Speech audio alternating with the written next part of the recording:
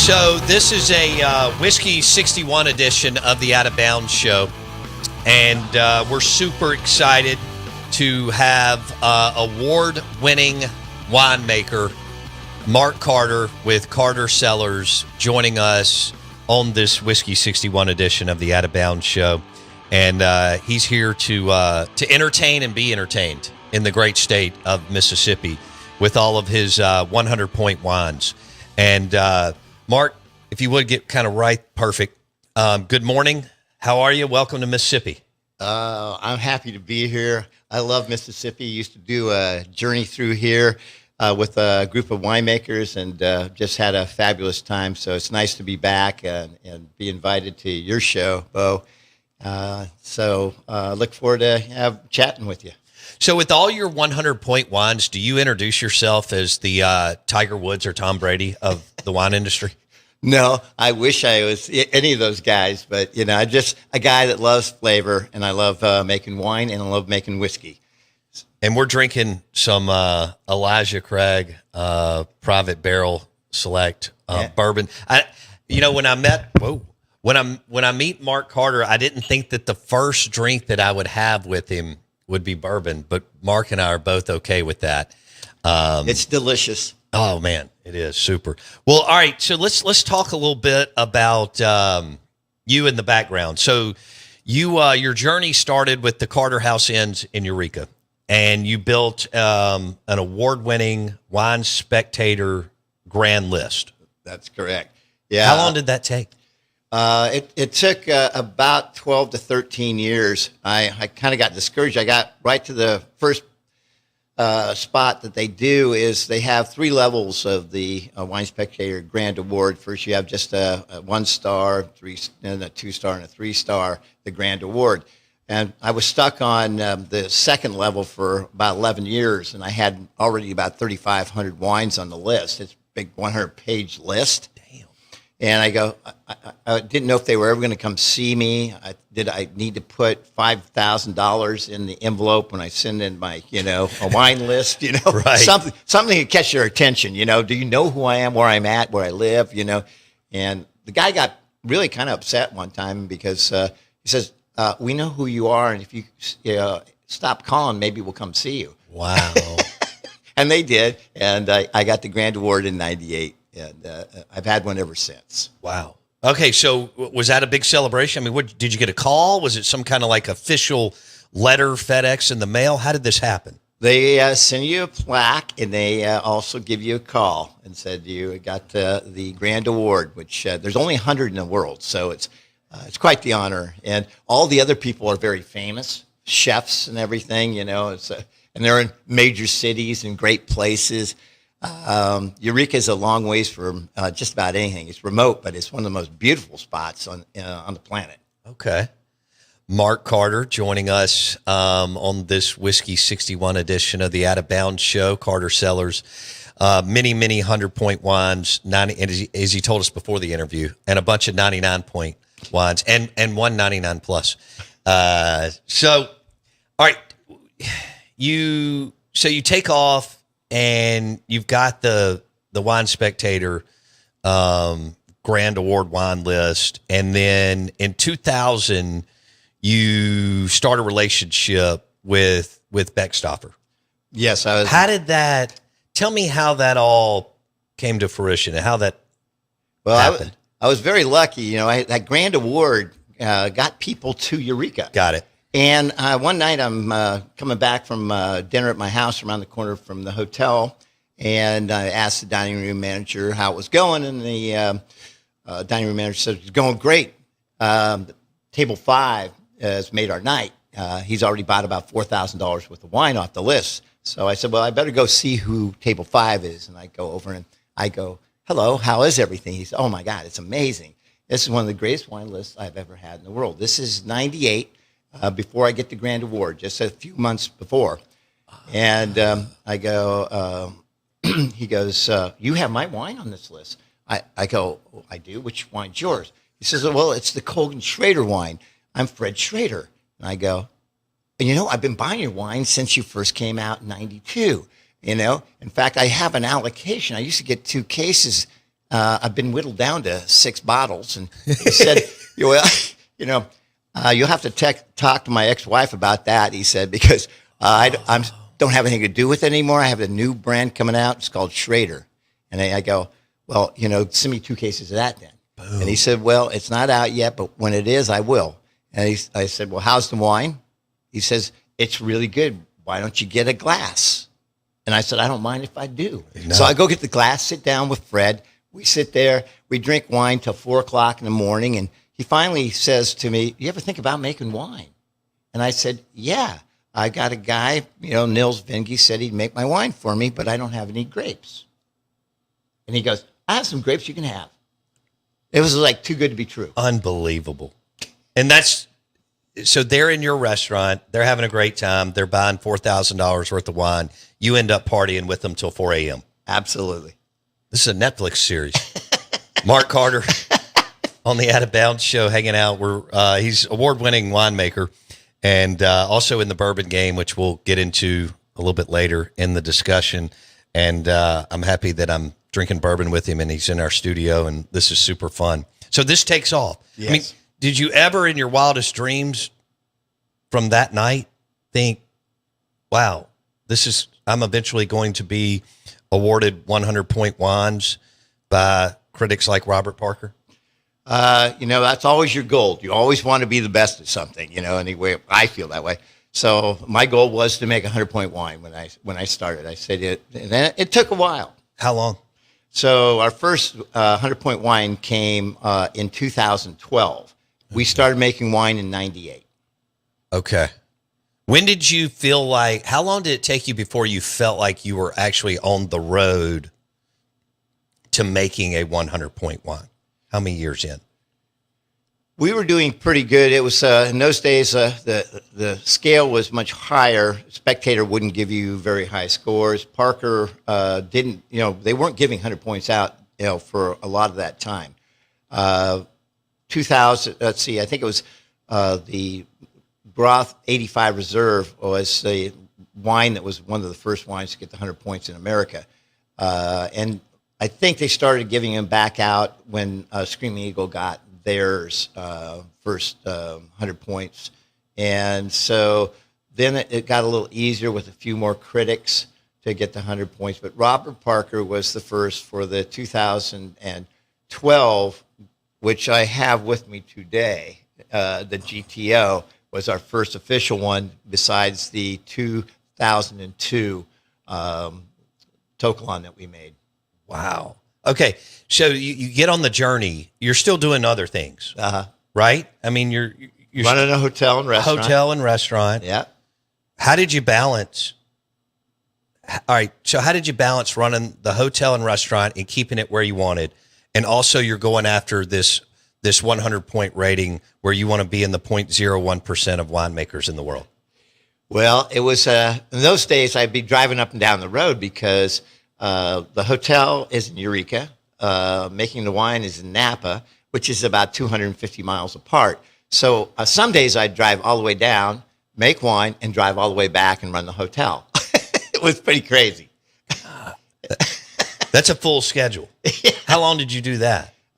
Did that until 2005. In 2005, I moved and got an apartment so I could stay longer in Napa Valley, and we bought the winery in 2006. Where were you? We're visiting with Mark Carter Cellars, on the Whiskey 61 edition of the Out of Bounds show. Where were you when you received your first call, or however they delivered it to you, that one of your wines received 100 points? This is a great story. I was building and adding on to the winery. I'm on top of a roof, and 3 people start calling me. I'm putting a roof on this barrel barn that I'm building, and I started getting all these calls, and I answered one. And it's Fred Schrader calling me to congratulate me for getting the 100 points off the Tokalon Vineyard, and I couldn't talk. I was so excited. I started crying like a baby. It was crazy. It was so emotional. Yeah, that I did what I tried to do, set out to do. All right, so you're on a roof. This is a crazy story. Mark Carter's on a roofing. Somebody thought I fell off the roof. I'm glad you did. Or cut off another thumb. Oh, all right. So that's your first one, and now you're introduced to the world. You're already doing well, but you get the 100-point rating. How did things change, if they did, after that? In those days, you got 100 points. You sold out of that wine really quick. Gone. Everybody's calling you, say, I want some of that wine. So we oversold the wine. Actually, I had a kid working for me, and we saw that we had to call people back up and say, "I'm sorry, we were just joking." Yeah. I understand. All right, it's a good spot to be in. How many did you say you've got? 25. Yes, 100.1. Yeah, that's what they tell me at the winery. They say we got 25, and looking for more always. That is like Tom Brady. So I'll relate this to sports. That's like Roger Federer, Tom Brady, Tiger Woods, Steph Curry type stuff. So what is that like to be in that kind of rarefied air in the wine industry? You don't think about it. You just keep making wine and want to make great wine. You don't take yourself too seriously. Just go out and do the work. Does it couldn't get old to get the call. No. Even though it's 25 times, it can't get old to get the call of, "Hey, Mark, we just decided to give you another 100-point rating." That it never does get old. And I'm so fortunate because I do have a great team behind me. The winemaker today, I have Russell Bevan, Dan Blaine, my GM, all the people who work in the cellars, all the people who make and grow the grapes for us. Without all of them, none of this would happen. Impossibility. When did you get to buy your first vineyard? 98 was the first vineyard we got, and that was because of Fred Schrader. He got me this, was known as the Hausfeld Coliseum. Beautiful up on Atlas Peak area. It was Henry Hausfeld put the vineyard in, and it was all rock. It's a big slope. You couldn't put the vineyard in today. His daughter, he has passed away, but his daughter, Alicia, runs the vineyard, and they make some wine themselves underneath Hausfeld. And it's just a fabulous vineyard. I still make wine from that vineyard, and it's been a really wonderful relationship for many, many years. Who's the most famous person that you've drank wine with? I don't know.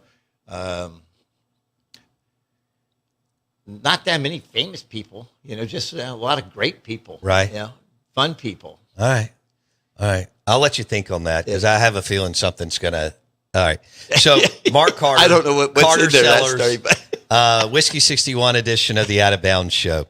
Award-winning winemaker, 25 100-point wines. And how many 99s did you say? I think we have about 50. Unreal.